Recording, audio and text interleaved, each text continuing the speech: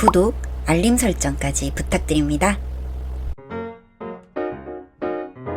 오늘도 우리 사는 이야기 찾아주셔서 감사합니다. 사연자분이 보내주신 이야기 시작해볼게요. 고소하다고 해야 할지 속이 시원하다고 해야 할지 앞으로 뭔가 더 복수를 할 수 있을 것도 같고 정말 복잡한 생각이 들어 글을 쓰게 되었습니다. 저는 대학을 졸업하고 친구들과 졸업을 축하할 겸 캠핑을 가서 신랑을 만나게 되었습니다. 당시 신랑은 저보다 10살 많은 나이였고 혼자 캠핑하는 걸 즐기는 사람이었습니다. 그날도 혼자서 캠핑을 왔고 저희는 차를 한 대 렌트해서 캠핑장에 갔고 전부 캠핑이 처음이라 서툴렀어요. 사실 텐트도 렌트한 텐트였고 캠핑장 관리자님이나 주변 분들에게 도움을 받으면 괜찮겠지 하는 마음으로 캠핑을 갔고 저희가 도착한 캠핑장이 비시즌 기간이라 그런지 같은 사이트에 저희랑 신랑만 있더라고요. 관리동과는 거리가 멀다 보니 저희가 직접 텐트를 쳐보려고 했는데 쉽지가 않아서 결국 근처에서 텐트를 다 치고 커피를 마시고 있던 신랑에게 도움을 청하게 되었습니다. 특이하게도 혼자서 캠핑을 하고 있는 게 인상적이었는데 흔쾌히 저희 자리로 와서 텐트를 쳐주시고 저녁이 되어서는 숯불을 켜는 것까지 도와주셨어요. 그리고 고기를 구워 먹는데 멀리서 보니 신랑은 냄비에 라면, 라볶이 같은 걸 먹고 있어서 친구들과 상의 끝에 도움도 받았고 고기도 넉넉하니 같이 먹자고 하자고 했습니다. 사실 저희는 여자 4명이서 가기도 했고 혼자 캠핑 온 그 사람이 좀 쓸쓸하고 안 돼 보이기도 해서 친구들과 의견이 잘 모였던 것 같아요.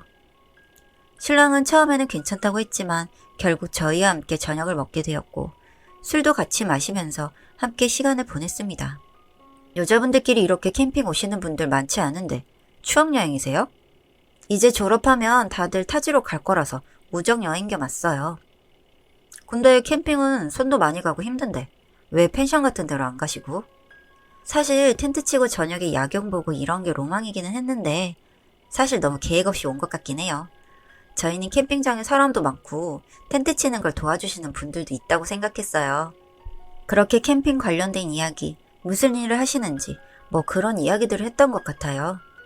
그리고 몇 시간쯤 흘렀을 때 신랑이 저에게 연락처를 물어보았고 나이가 많은 게 마음에 걸리긴 했지만 나쁜 사람은 아닌 것 같아서 연락처를 교환하게 되었습니다. 캠핑 이후에 연락을 하다가 알게 된 점이 있다면 그 사람은 대기업의 직장인이었고 거의 매주 주말마다 캠핑을 다니는데 주로 혼자 캠핑을 다니기는 한데 모임 활동을 하고 있어서 가끔씩 단체나 혹은 친구들과도 캠핑을 다니더라고요.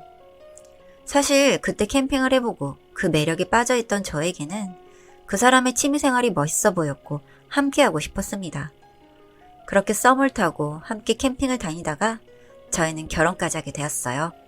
사실 신랑과 날이 좋을 때 캠핑을 많이 다니기는 한데 저는 봄이나 가을처럼 특정 계절에 다니는 걸 좋아하고 신랑은 혼자 캠핑을 하며 사색을 즐기거나 말없이 책을 읽는 걸 좋아해서 여름과 겨울에는 거의 혼자서 캠핑을 다녔습니다.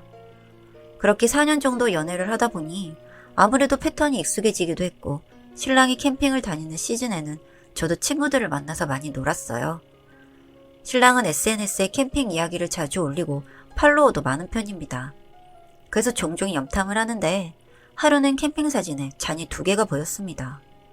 에이 설마 하며 하나는 물잔이고 하나는 술잔인가 하며 넘겼는데 그 괜한 여자의 촉이라고 할까요? 기분이 이상했습니다. 그래서 자고 있는 신랑의 휴대폰을 보려고 했는데 잠금이 걸려 있더라고요. 편한 지문이 아니라 비밀번호로. 그래서 그날은 포기를 하고 신랑이 비밀번호를 누를 때마다 폰을 힐끗거리며 며칠 만에 비밀번호를 알아냈습니다. 무슨 대단한 발견이라고 그렇게 기분이 좋았던 건지.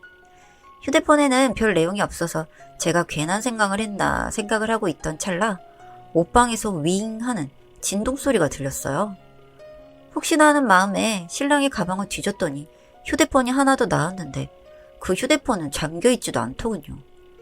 잠겨있지도 않은 그 휴대폰은 한참을 바라보다가 들어간 문자함에는 나 뜨거운 문자부터 시작해서 캠핑 일정, 그리고 그 여자의 결혼 일정까지 있었습니다. 처음에는 제가 잘못 본 건가 해서 계속 봤는데 분명 신랑과 바람을 피고 있는 게 확실한데 문자 내용에 그 상간녀의 결혼 날짜가 있었어요. 이번 캠핑 너무 좋았다.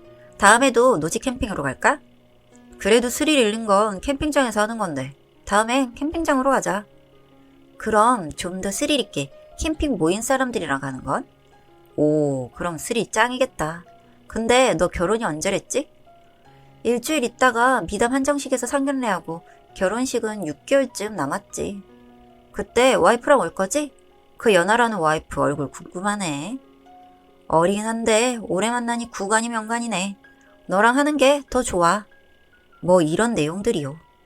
명백하게 바람을 핀 게 맞는데 결혼을 한다는 상관녀가 이해가 되지 않았고 휴대폰을 보다 보니 앨범이 나왔는데 두 사람이 6주년 기념 파티를 한 사진이 있었습니다. 날짜를 보니 신랑이 혼자 캠핑을 간다고 했던 주말이었고 휴대폰 사진 앨범에는 야외 히노키탕에서 반신욕을 하고 있는 그 여자의 사진이나 둘이 주고받은 선물 그리고 두 사람의 침대 셀카 등등 그냥 연인이 있는 커플의 휴대폰이었어요. 다만 다른 점이 있다면 그 휴대폰은 오롯이 그 여자와 연락을 하기 위해 만들어진 휴대폰처럼 연락을 한 사람이 그 여자뿐이었습니다. 우선 증거라도 모아둬야겠다 하는 마음에 화면을 캡처하고 제 휴대폰으로 보내두었습니다. 명확한 바람인 걸 알게 되었는데 또 며칠 뒤면 신랑이 혼자 캠핑을 가는 날이었고 신랑에게 저도 같이 가겠다고 쫄랐더니 사실은 이번에는 홈캠이 아니라 모임사람과 함께 캠핑을 간다고 하더군요. 그래서 알겠다 하며 갔는데 그날 캠핑장에 그 여자가 있었습니다. 미묘하지만 불편한 캠핑을 마무리하고 집으로 갔습니다.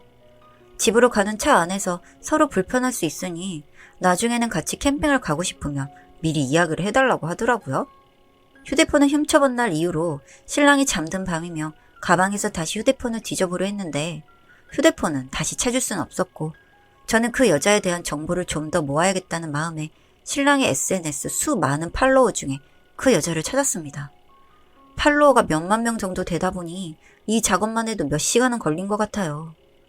그 여자의 계정에는 결혼을 약속한 남자와의 알콩달콩한 연애와 결혼 준비 과정이 담겨 있었고 최근 게시글에는 곧 상견례를 할 거라는 글이 있었고 그 댓글에는 약혼남이 남긴 상견례 장소까지 알 수 있었습니다. 저로서 참 고마운 내용들이었죠. 그걸 확인하고 저는 그날에 맞춰 자료를 뽑아서 봉투에 담아서 식당에 갔고 직원분께는 중요한 서류라고 어른들께 드리라고 했습니다. 밖에서 소리만 듣고 기다리고 있었는데 그런 상황에서도 궁금했는지 하나둘 열어보셨고 곧 소란스러운 소리가 들려오더군요. 오빠, 이거 아니야. 누구인지 모르겠는데 나 정말 아니야. 이게 무슨? 너 이거 뭔지 설명해봐. 땡땡아, 이 사람 캠핑 같이 갔던 그 사람이잖아. 이 결혼 다시 생각해봐야겠네요. 어머님 아니에요. 오해입니다. 옆방에서 조용히 들어보니 쿠당탕 하는 소리와 함께 사람들이 나가는 소리가 들렸고 예비 신랑과 그 여자가 싸우는 소리가 들렸습니다. 그 우는 소리가 어찌나 시원하던지요. 그 소리를 듣고 난 뒤 저는 복사해둔 서류들과 이혼 서류를 가지고 그 사람의 회사로 갔습니다. 회사에 갔더니 탕비실에서 이야기를 할 수 있게 자리를 마련해 주셨고 신랑은 회사로 놀러온 제가 불편한 눈치였습니다. 제가 예상한 것처럼 탕비실은 방음이 잘 안 되는 것 같더군요.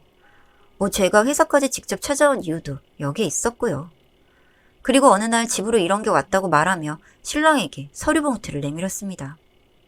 이거 뭐라고 생각해? 봉투를 열어본 신랑은 잠시 말을 잃고는 뭔가를 생각하는 것 같았습니다. 아마 합성 같은데 누가 이렇게 고약한 짓을 한 거지? 고약은 무슨? 이거 그 여자가 나한테 보낸 것 같은데 이혼 바라는 거 맞지? 아니야, 이혼이라니. 이건 말도 안 되는데? 사진들, 문자 내용들 하루 이틀 일이 아닌 것 같은데? 그냥 이혼해줘. 너무 더럽고 치욕스럽다. 나랑 만나기 전부터 두 사람 연인 사이였던 거지?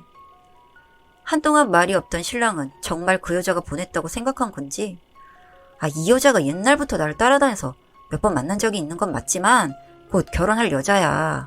그리고 이런 걸로 회사에 찾아오면 어떡해. 집에 가서 이야기하자. 집에 가면 내가 다 이야기해 줄게. 그 말을 듣고 저는 밖까지 다 들리도록 소리를 질렀습니다. 됐어. 그냥 바람을 핀 것도 아니고 6년이야 6년. 이 정도면 둘이 연애하는데 나랑 양다리였던 거잖아. 근데 나는 뻔뻔하게 결혼까지 하고 더 뻔뻔한 너희는 나 모르게 여태까지도 만나고. 이럴 거면 그 여자랑 결혼하지 왜 나랑 결혼했니? 더 구차하게 하지 말고 이혼이나 해달라고. 저 말을 끝으로 저는 탕비실을 나와 사무실 휴지통에 그 서류들이 잘 보이도록 버려두고 나왔습니다. 그리고 상간녀 소송과 이혼 소송을 마치고 지금은 이혼을 한 상태예요.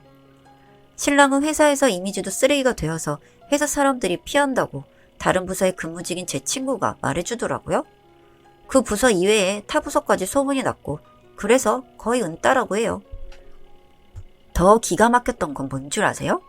이 사건이 종료가 되기도 전에 또 하나의 대단한 일이 일어났는데요.